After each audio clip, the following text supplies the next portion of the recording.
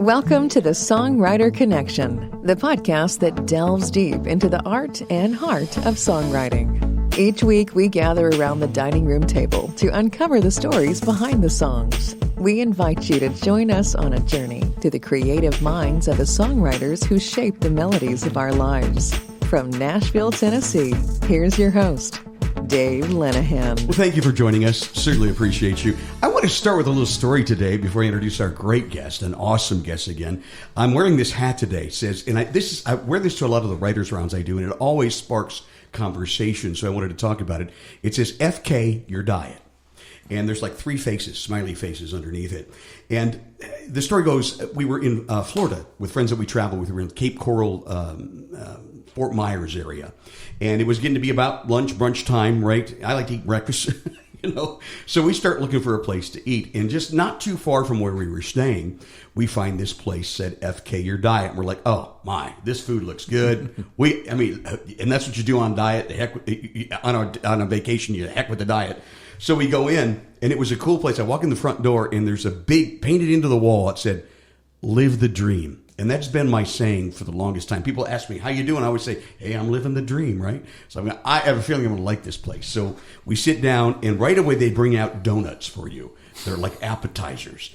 These are the most delicious, delectable donuts you have ever seen. They'll melt in your mouth. They have the glaze poured over right onto the plate. Now, the guy who owns the place is named Doug. So he calls them naturally Doug Nuts. And we had to go back there. We probably ate there 4 times in the time that we were there. And every time a new dish. And every time it was the best biscuits and gravy I ever had. Every meal was fantastic. But as it turns out, getting to know these people, FK Your Diet has nothing to do with what you think. As we get to know these people, FK stands for foster kids.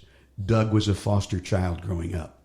And the 3 faces on their logo are children, our kids' faces. And we felt so good about that because Patty and I, my wife, we had fostered kids for a while. And so they do a lot of things, raising money for the foster kid program down there. And they have 3 or so locations in the Coral Springs and Fort Myers area. So stop in if you're in that area and say hi. We made a donation to the foster kids program, and they gave me this hat, so I wear it all the time. And I wanted to give them a little plug. So if that's okay with you. That's the way to do it. We are approaching 1 million streams, and there's so many people to thank. And I want to thank our guest today because he's been on our show a few times and has really always added such validation and has made it such a worthwhile project. And I want to thank him. It's Kent Blazy, the Hall of Famer, is back with us. Kent, thank you so much. Well, thank you for all you're doing. You're getting every songwriter's dream out there, and we need more and more of that these days with what's going on with the record labels and the music business. So AI, all these AI, all these little things are just helping us get out there and be recognized for what we're doing still. Well, we really appreciate for the time that you've put into the show. Heck, you're practically you're a co-host on this show. Well, it kind of seems like it. I keep writing this stuff like this last one. I wasn't even planning on writing it, and I want to talk all about it. It's just a great album. But first, I want to tell folks, in case they were under a rock and you don't know, Kent Blazy's a Hall of Fame songwriter, part of the class of 2020. Garth Brooks welcomed you in. He's written songs for Garth and lots of other folks. He wrote "Ain't Going Down to the Sun Comes Up" and the Black Dress song with Chris Young. He's written for Patty Loveless and Gary Morrison, Diamond Rio, and on and on and on. And it's always a pleasure to have the Hall of Famer here. So all a pleasure to be here. Yeah, you have been a busy guy these days. You have a new grandchild. New grandchild, yeah. And that kind of gave me the freedom to work on these songs when they wanted to be born because my wife was over there with that little grandbaby. Boy or girl? It's a little boy, and he's just the happiest baby I've ever seen. And her daughter was having some problems before the baby, so she was over there about a month before, and then once the baby came, she was over there helping out and stuff. So I had all this free time and these songs that were knocking on my brain, and so here they are. And the last time we spoke, you were telling me that you were writing solo a lot. And one thing I've noticed about this album, every track except one was solo written by you, and that other track was you and your buddy Garth. Right. That guy, I'll tell you. That guy, it keeps coming up. That's an interesting story behind that song we'll get to. But, yeah, as far as writing by myself, I don't think anybody really in Music Row or Nashville would want to write any of these songs.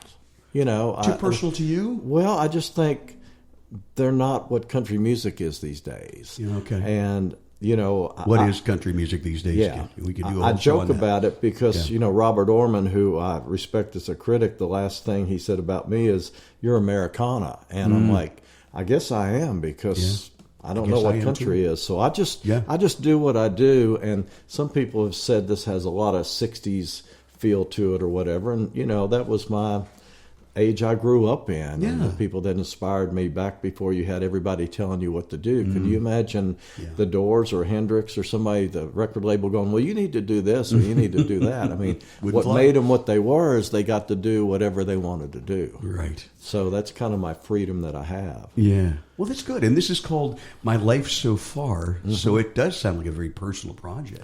Well, what inspired it? Well, you were talking to me about that friend of yours that passed away. But, I had two people that were very important to me in my early 20s who passed away last year. And I kind of wanted to honor them. And I had been listening to Jason Isbell's latest album, and I'm a big fan of his. And he had sung some songs about some people that had passed away. And I liked the eloquence he used when he did that. And so I just kind of started thinking about these people and what they meant to me in my life, and these two songs came out, and it kind of led me on to other songs. Wow.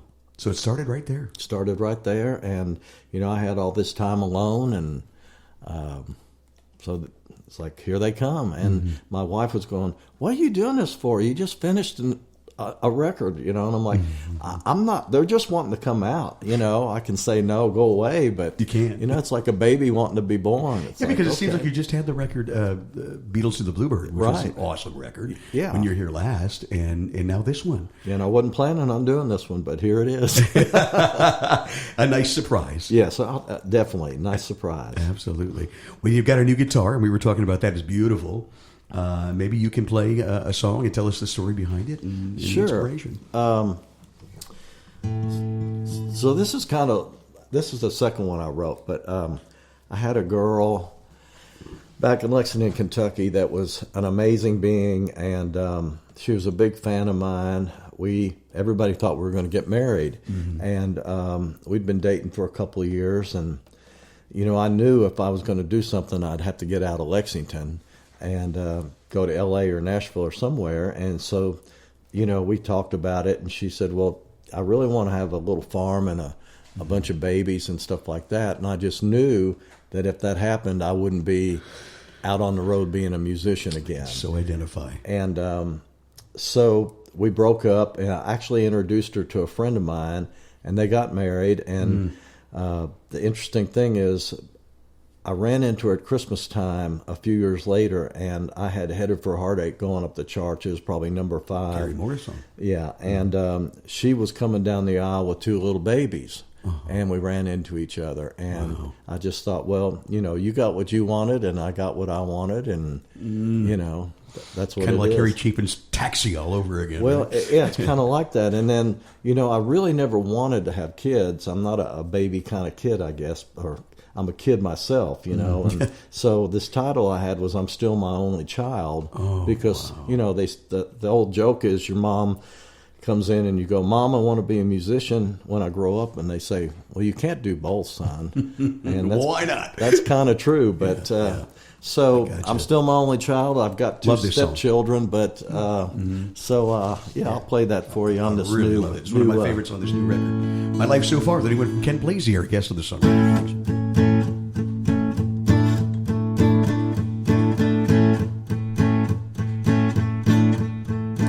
Oh, the hardest thing I'd ever done was to walk away from my first true love.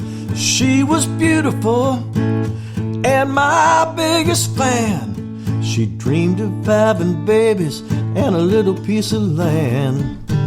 She needed me to be her forever man. to say I do and put a ring on her hand. That just wasn't me.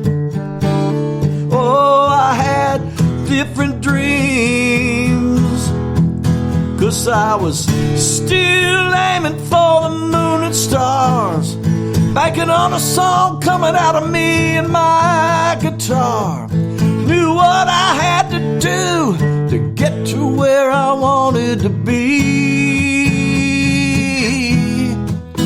No ties, no strings, hell-bent on being free. A wife and a kid didn't fit into my lifestyle. I was my only child.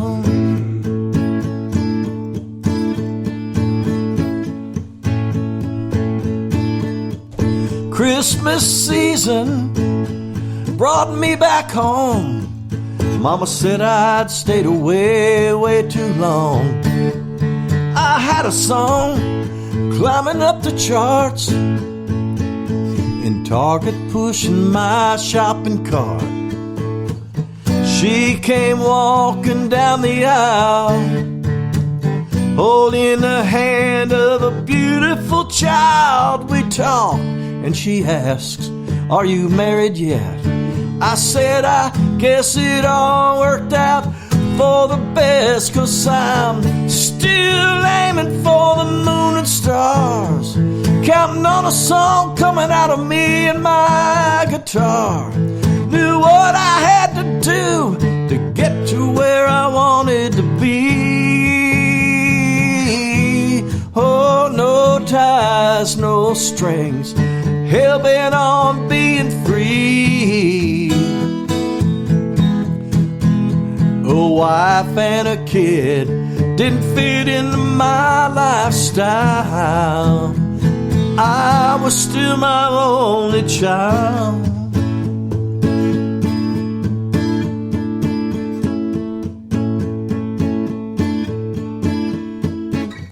She just shot me a sad, sweet smile when I said, "I'm still my only child, and I'm still my only child. Yeah, still my only child. I'm still my only child." I love that. You are quite a storyteller, and that is just a fantastic hook. I'm still my only child. Man. Thank you. It's crazy. I am. Crazy good. I absolutely love it.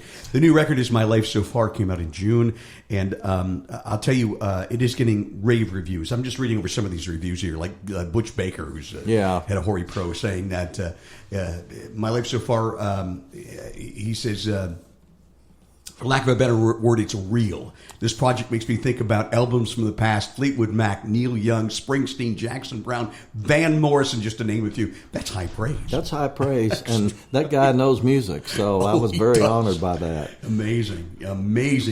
Another one I loved. I'm trying to put into words, says Kent Mixon. Something's bigger than my heart. First, just let me say, this is hands down my favorite Kent Blazy album ever.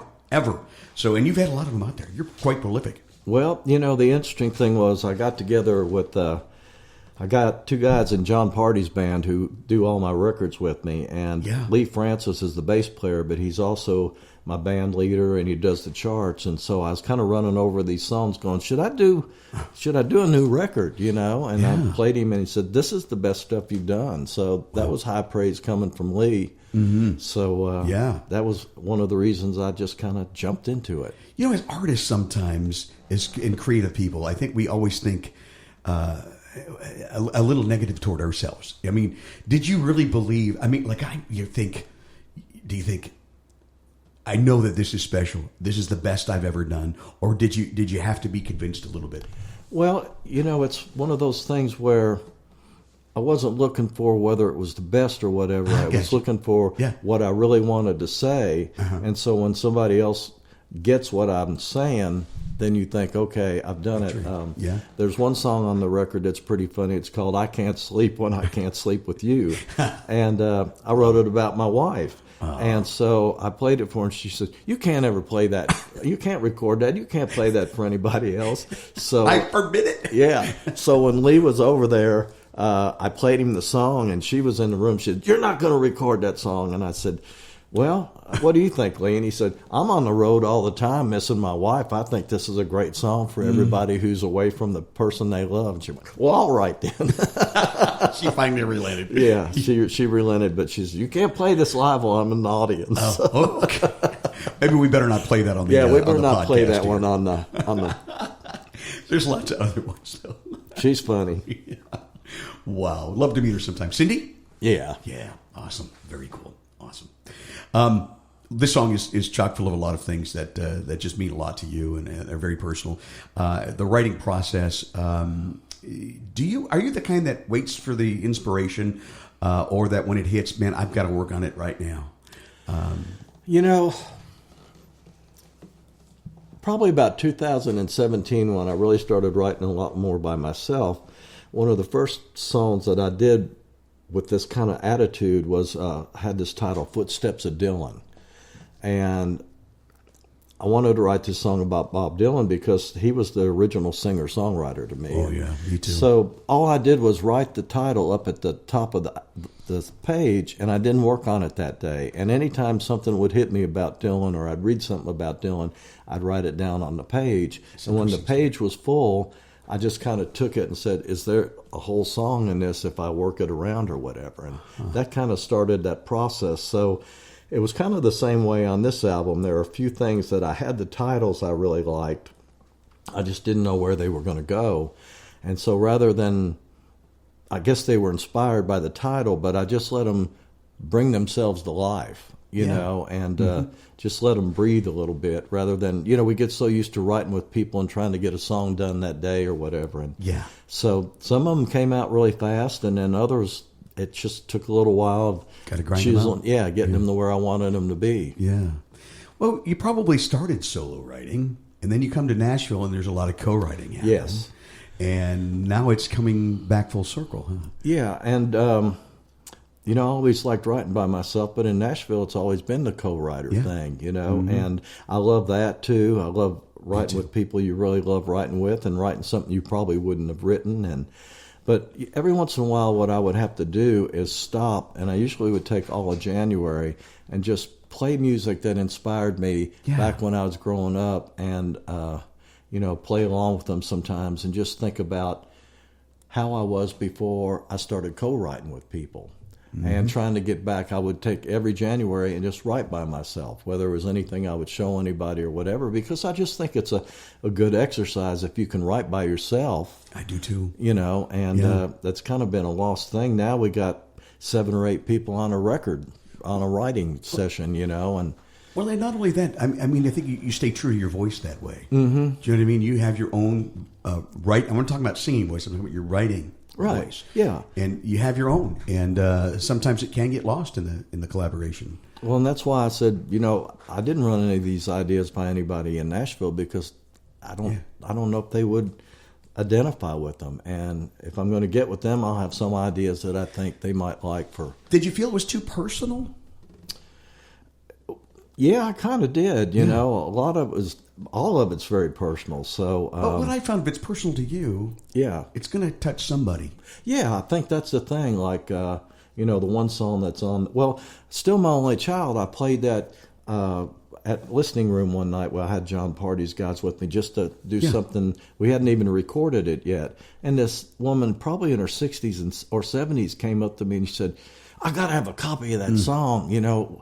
Where can I get that song?" And I said, "Well, it's not done yet." I said, "When it gets done, I'll email it to you, And so when I got it done, I sent it to her. She says, "This is just one of the most amazing songs." So I don't know what her story was, but it hit her in her own way, and that's what a lot of them are doing on this record, like the "Who Really Rescued Who." It's I've heard you do that before. That's a great song, and it's like it's about dogs. It's about people when they get together. Who really rescued who? You know, in that song, which I hope you'll do, hit me too because I had a cat that rescued me. Right. He just came up on our deck one day, you know, and he was my buddy. One eye, and he was beat to bejeebers, and but he purred it like a freight train. And he every time I'd come home from work, I'd sit on that deck, maybe have a beer or something, and he'd be out of the woods under my lap, you know.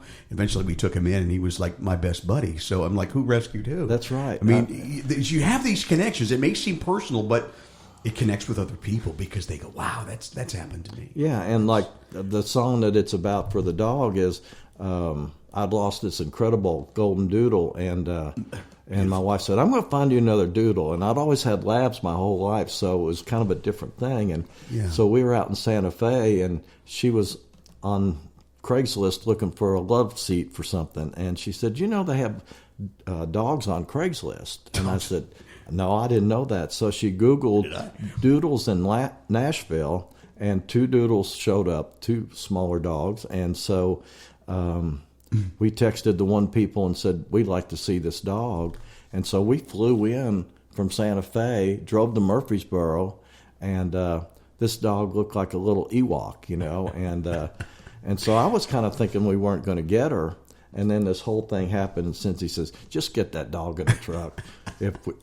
If we can't find a home for, you know, if we don't keep her, we'll find a home for her. And so, you know, now you've seen her. She wants to go in the car everywhere I go. I didn't bring her today because it's too hot, but she won't leave that truck if she thinks I'm going somewhere. Oh, man. So I love it. I love it. Part of the family. Well, and even that one of thank him every day for letting you go.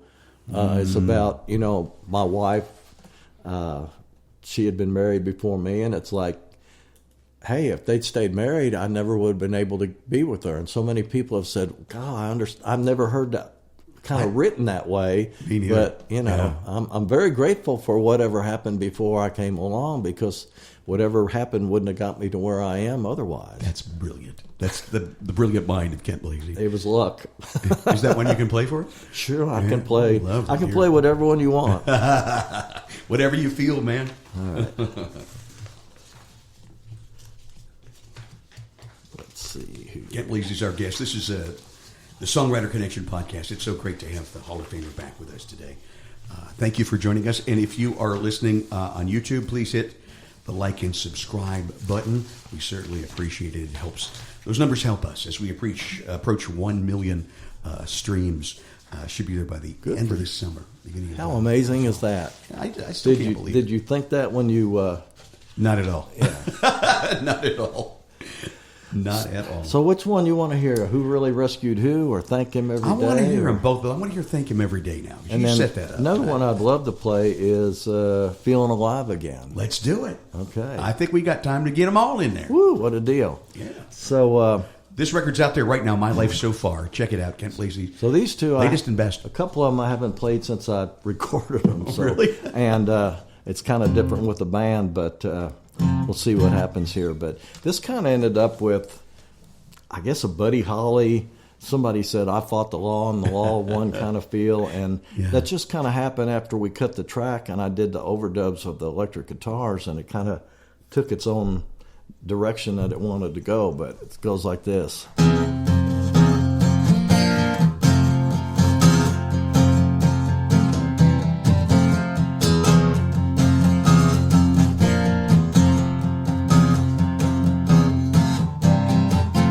When he broke your heart, you sure took it hard. Oh, you never saw it come until he was gone. And I admit you kinda liked starting a brand new life. You were staring, you were staying single, then I came along. Now you're sleeping in my bed. The future's looking bright ahead. Oh, I think about the love I'd missed and the sweetness of your kiss. Oh, I smile when I say that the choices that he made sure did change my life in a different way. Oh, and he'll never know, and I'll never let it show that I thank him every day for letting you go.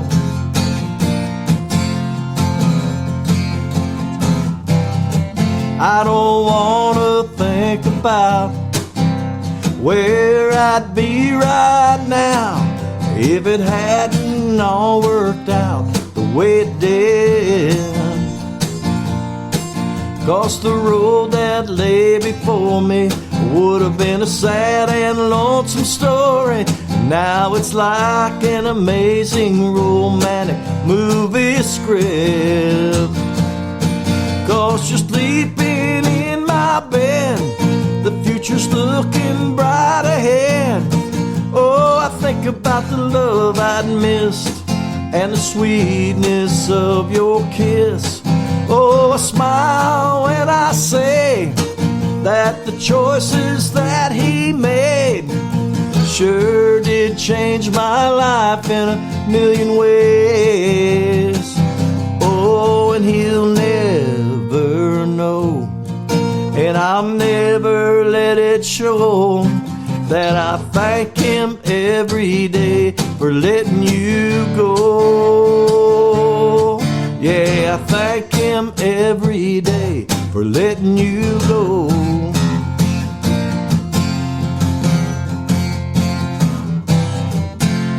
That's awesome. Kent Blazy's our guest. I thank him every day for letting you go. What a cool song. We're going to talk about it more after this brief pause. Stay with us. You're listening to the Songwriter Connection with Dave Linehan. Find us on Facebook and YouTube at the Songwriter Connection Podcast. And find Dave at thedaveconnection.com. Now back to the show with your host, Dave Linehan. Chatting and listening to the music of the Hall of Famer Kent Blazy. Thank you so much for being back on our show. I want to talk about the song you just played before the break.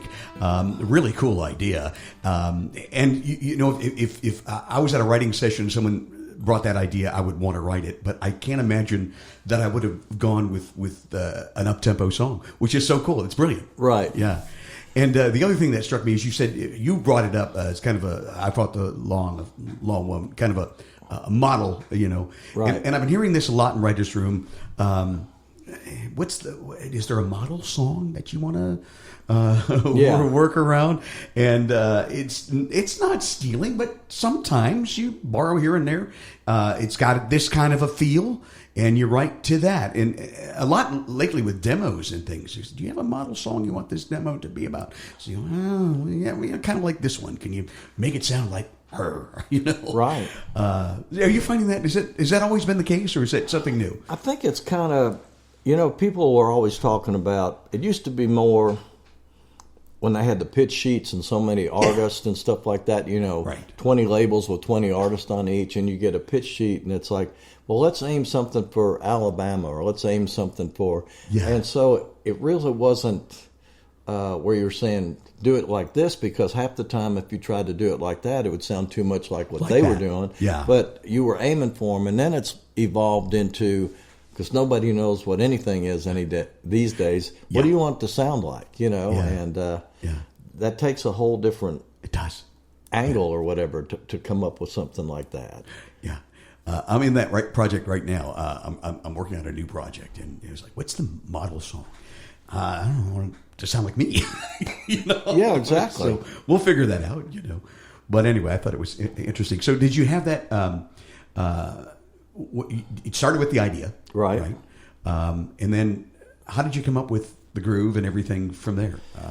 I played around with a bunch of different ways, and it kind of maybe started out as a ballad, which is what you would kind of think that would do. And then I was kind of wanting to have this album have a more up-tempo feel, and so I just kept kind of playing around with things. And then when I showed it to the band, it kind of took on another life.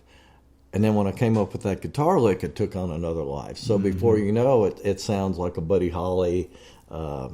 Bobby Fuller 4. Yeah, Bobby Fuller 4. That's right. And that's cool. It's brilliant. Absolutely brilliant. Yeah.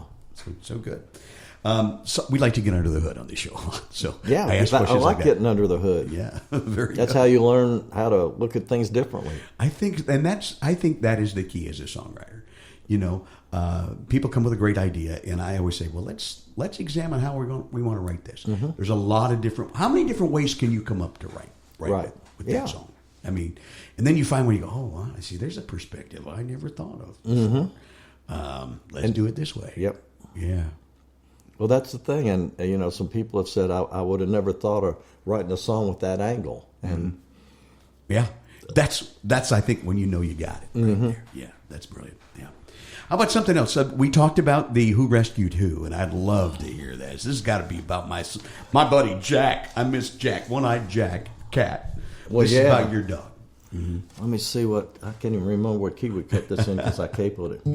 This last song, I wanted to guess that was the key of C. Was it? F. F in the key of F. Yeah, you got. Yeah. There you go. I noticed that there were chords in there that fit to the C key, right, and some that didn't, and that's the reason why it's in the key. Yeah, it kind of changed keys in the chorus. It does, because I like that's brilliant. The Beatles did that so often. You know, they called it the middle eight, and it went somewhere totally different. And now it just seems like we rely so much on 1-6 minor 4-5. I was just going to say that. You know, my wife says, "Where's the money chords like Glenn Campbell songs and stuff?" Money like chords, that. exactly I love right. that. Yes. So. Yeah. Perfect. A chord that you don't expect, you borrow from another key or whatever. You wouldn't think it goes, but it does. Right. And then once you hear it and you know it and your brain is activated, it's like, oh, it should have been there all along. And that was the same thing of, they were experimenting, all these people in the 60s doing stuff totally different, and nobody told them it was right or wrong. It just sounded good to them. And sometimes you try to figure out what they're doing, and you go, how did they ever come up with that? You know, but... no, just sounded good. It just sounded good because they knew what they were doing. Yeah, I love that. So this is a funny story because my wife and I had known each other for a long time, and like I said earlier, she had been going through a divorce, and I had been going through this own thing on my own, and so I knew, she told me for a long time that she wasn't going to get married again after this divorce. And so after I went through what I went through, I swore I wasn't going to get married again either. And so we started dating, and we kind of just thought, well, we're not going to get married. And then we got married. So that was kind of like she rescued me, I rescued her. And so then we rescued this doodle. And the rest of it was like, okay, so let me see if I can do this thing.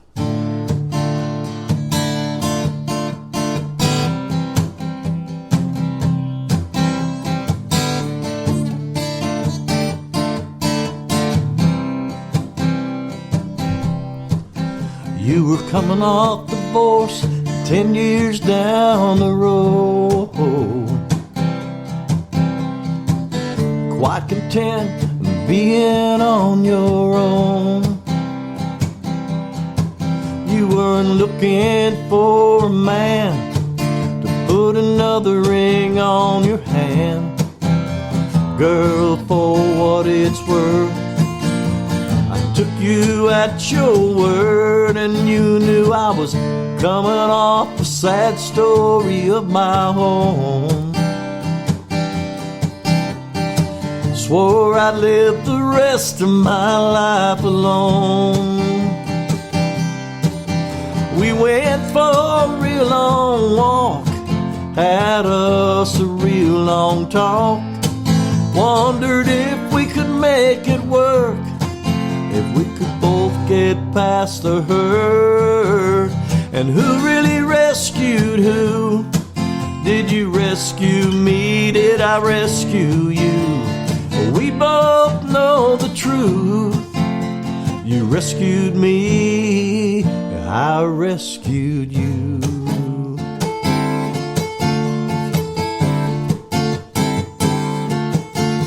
We found her looking for a home on a Craigslist site. She was 7 months old and a little on the wild side. No bed, no food, no leave.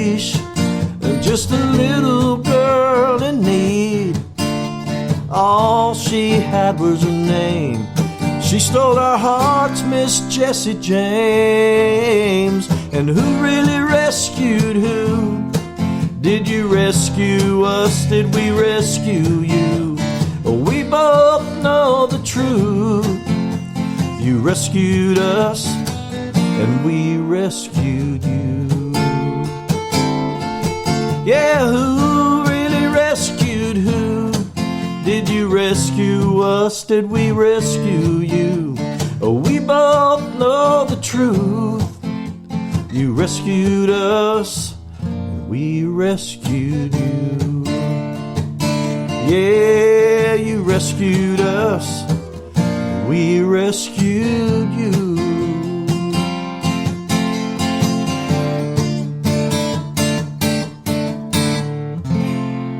Hall of Fame songwriter Kent Blazy from his new record, My Life So Far, except we're playing them live around the dining room table on Songwriter Connection, because that's what we do. You played the Bluebird not too long ago, and that's always a treat, huh? Yeah. And playing it actually July 5th and 6th and 7th. We're playing back-to-back band shows. Well, that's right around the time that this is coming out. We're recording this in June. Let me see. Let me check for sure. I think we got the 10th. Yeah. I think that we're published on the 10th. All right. We'll have been at the Bluebird. So how was it? It was great, right? Yeah. Well, the thing of it was it's been closed. It has been. And for too long a period of time. Yep. And so... They were working on the roof. They had some roof damage during the storms. Roof damage and just getting people to get out there and get it done. And so we had a book... for the 6th, and she called me up, can you do both the 6th and the 7th? Wow. And I'm like, well, yeah, I'll be glad to do that. Anytime I can play electric guitar with my band, I'm very happy. And so that's never happened before, but we're doing back-to-back Bluebird shows. I love it. Me too. And those sell out so fast, folks. If you're planning your trip, you can only get them like a week before. Yeah, Monday before the day. And the cool thing is John Party was off those 2 weekends, so I could book those guys who play on the record to be playing for me, and that's so much fun. Do you know if you'll be on the round or on the stage? I'm going to be up on the stage. Up on the stage. Drummer, bass player, whole band. Love it. Rocking out. That's going to be. You're going to do a lot of these new songs. Yeah, absolutely. By the way, I got to tell you this story. This is great. I was writing with a couple of friends, and we were writing for an artist in Texas, specifically for him, and I don't remember his name because he's dead to me now. Ooh, okay. Because I might know that guy. You probably do, because he's cutting like a bunch of your songs. And I thought, well, if we're going to lose a song to Kent Blazy, that's pretty cool. I don't mind that at all. I can't remember his name, but I mean, wonderful. Congrats on that. Yeah. Texas is a whole other country, a whole other. It is a whole other country. You know, I mean, Willie Nelson figured that out a long time ago. He sure did, man. I'd go down there and work the rest of my life. And made the mistake of coming to Nashville. Yeah. And people are like, well, we don't get you in. And it took his house burning down to take him back. And man, that dude look at him. Look what he's done when he moved back to Texas. Well, he moved back and he just did what Willie does rather than trying to do what everybody else told him to try to do. And what I always preach on this show, be your own genre, be your own thing. Yeah. Find who you are and be true to that brand and just be you. There wasn't a Willie before Willie.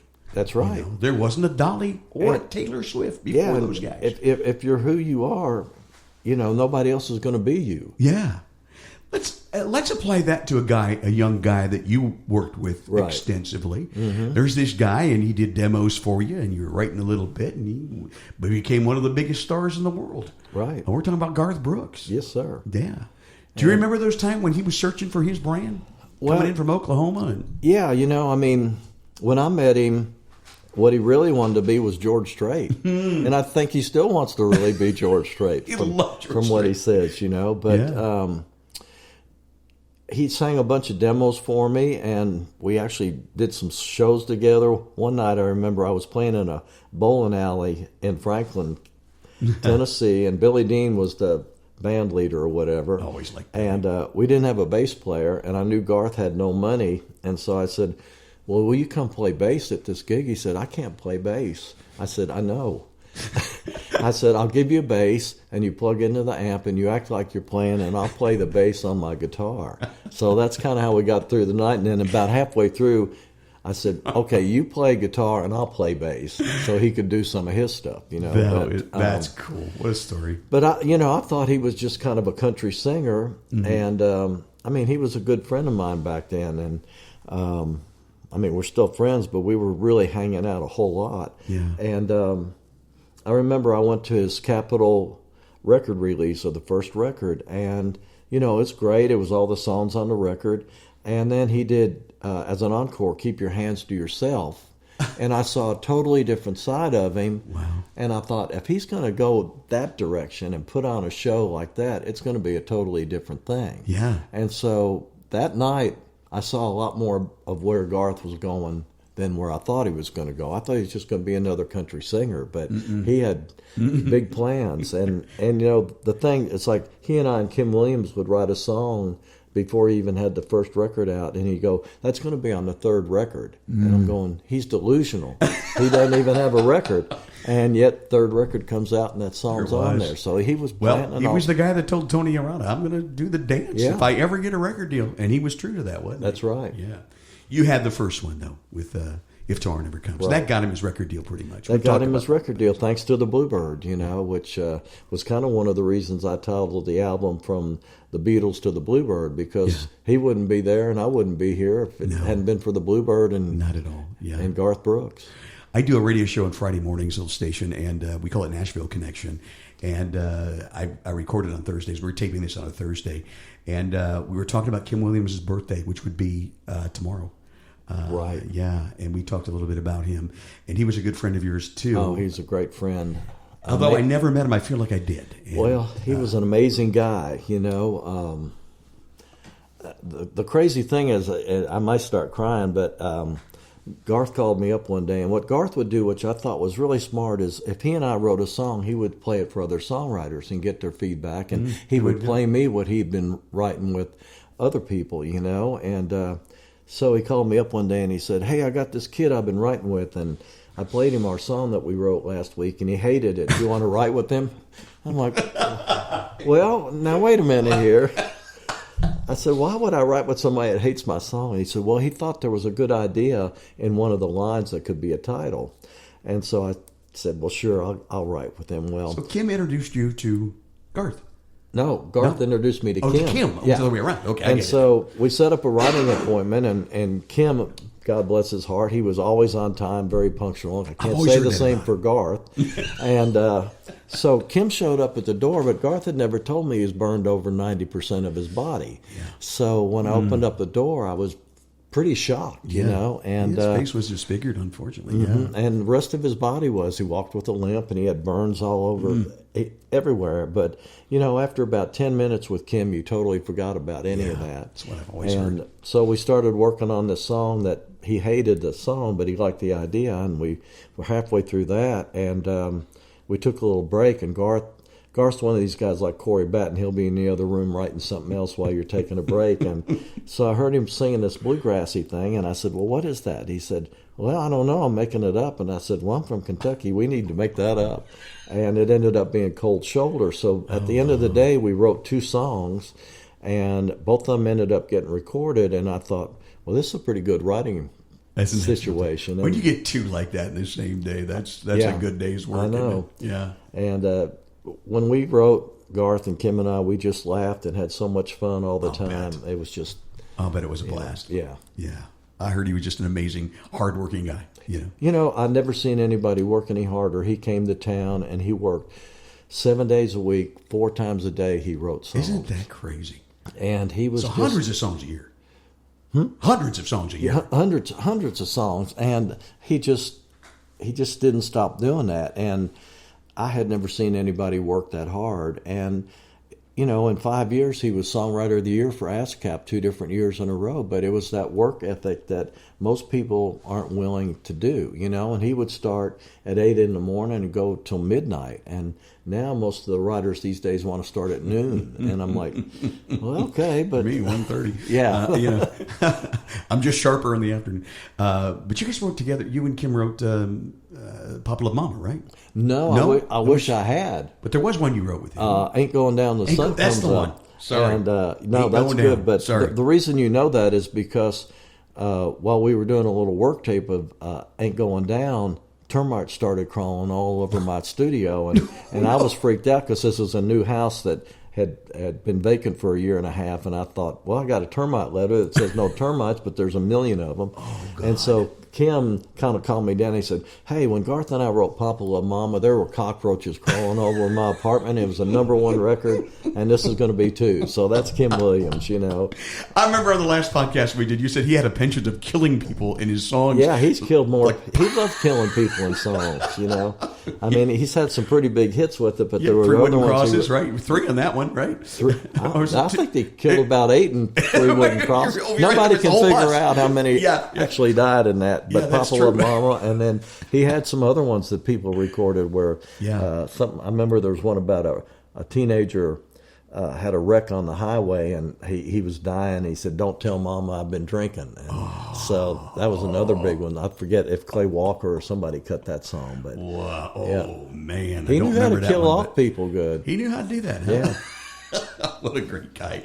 Yeah. Oh, happy heavenly birthday to Kim. Exactly. Williams, Happy birthday, Kim. Awesome. And, I wrote a song for him on the last record, on the Beatle record. You did, and I was going to mention that. Yeah. And I sent it to Garth, and I actually sent it to his daughter, Mandy, and both of them said, I can't even listen to that song, you know. And then I love Amanda. She's just a wonderful person. She's wonderful. And I sent it to Phyllis, Kim's wife, and this was right before I was going to do a gig at Leon Russell's studio in Tulsa, and she was so touched by the song, she flew out to Tulsa for the gig and showed up at the gig to tell me how much that song meant to her. That's incredible. So incredible stories. You know, and I just wrote it because I wanted to honor him and who he was. Man, that's awesome. Very good. Well, I want to get back to My Life So Far, which is a great record. It's getting great reviews. It's streaming everywhere. Check it out if you would. You're going to love this record. And you had another song that you wanted to play that we talked about and that you really wanted to play. Yeah, this was another one that kind of started the whole thing about kind of what I had been through with my wife passing away and kind of coming out of that. And I played this the other morning on Bill Cody's show, and when I got done, he said, this song is going to help a lot of people. And I thought, Bill Cody, WSM radio. Yeah. So coming from him, he's heard so many songs down through the years, kind of like you. So, but it goes like this.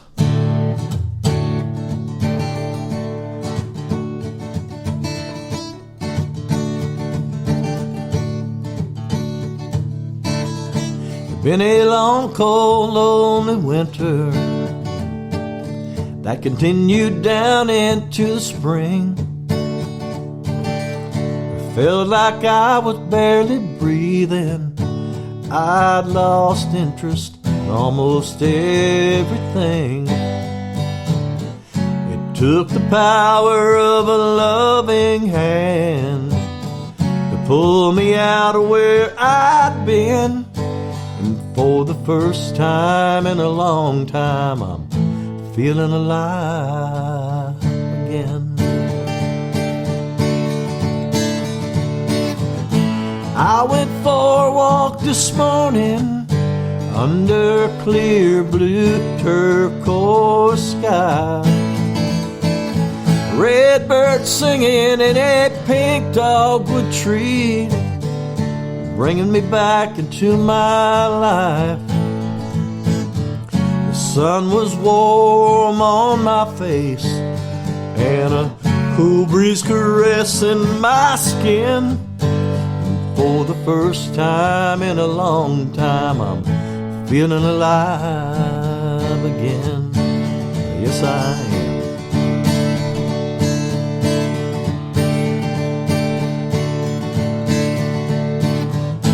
World of wonder right before my eyes. I'm starting to let it come back in.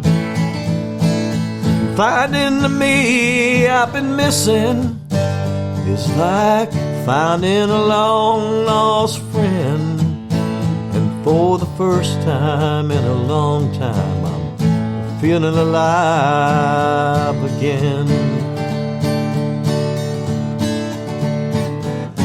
If this song is what you're needing, I hope it pulls you out of where you've been. And for the first time in a long time, you're feeling alive again. Oh, 'cause it sure feels good to be feeling alive again.